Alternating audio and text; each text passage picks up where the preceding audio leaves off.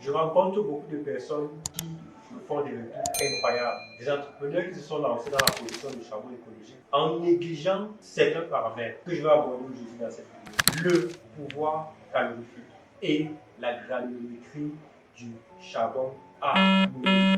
Le pouvoir calorifique est la quantité de chaleur qui sera dégagée par votre charbon écologique lorsqu'il sera en combustion. Et la granulométrie, c'est la taille de la poudre que vous allez utiliser pour produire la briquette de charbon écologique. Beaucoup d'images que les gens m'envoient pour dire Monsieur Daci, je n'arrive pas à produire, je n'arrive pas à avoir un temps de combustion intéressant, le charbon ne chauffe pas, quand je produis, le charbon finit. Ce sont ces deux paramètres-là qui ne sont pas respectés. Pour un bon charbon, il va falloir que la poudre soit la plus fine possible. La poudre de votre biochar doit être la plus fine possible. Elle doit être très fine. Elle doit ressembler à la poudre d'une farine quand vous l'utilisez pour faire du couscous, par exemple. Pourquoi est-ce qu'elle doit ressembler à une poudre très fine? Parce que lorsque vous allez la mouler avec le liant, lorsque vous allez la mélanger, vous allez obtenir une pâte qui est très molle. Lorsque vous allez donc compacter, vous aurez donc une briquette bien compactée qui va permettre, lorsque la briquette sera sèche, d'avoir une densité très élevée. Lorsque vous avez une briquette qui a une très bonne densité et qu'elle est bien séchée, alors le temps de combustion et la chaleur dégagée sera très intéressant. Tout en notant que lorsque vous avez fait le bon choix de votre matière première, ça sera l'objet d'une vidéo suivante. Pour le pouvoir calorifique, il faut se référencer à la quantité de chaleur. Pourquoi est-ce que mon charbon va chauffer? Comment est-ce que je fais pour que mon charbon chauffe? Pour que ton charbon chauffe, il va falloir choisir donc la meilleure matière première possible.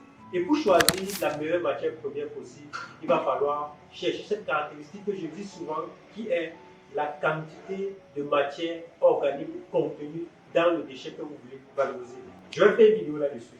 Lorsque vous avez une bonne quantité de matière organique, cela signifie que vous avez une quantité de carbone très élevée dans votre matière première. Et lorsque vous avez une quantité de carbone très élevée, qui est synonyme ici de l'énergie que vous allez valoriser lors de la carbonisation, cette énergie-là, lorsque vous allez produire la briquette, elle sera redistribuée ou alors elle sera dégagée lors de la combustion de votre charbon écologique.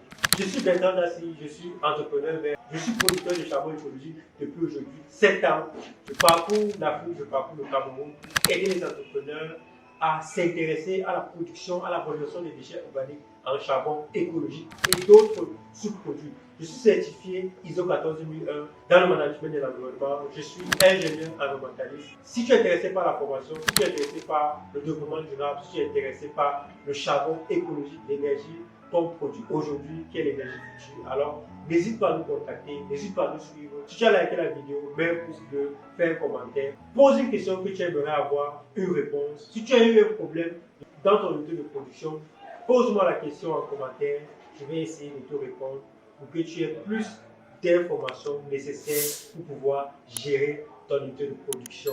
Si tu es intéressé par la fabrication des machines, si tu as besoin d'une machine de production de charbon écologique, alors n'hésite pas, nous produisons des machines locales qui respectent le contexte local africain, qui va te permettre de booster ta production, qui va te permettre de multiplier ta capacité de production, qui va te permettre d'avoir un charbon qui va respecter les normes internationales. Alors, je te prends pour la prochaine vidéo.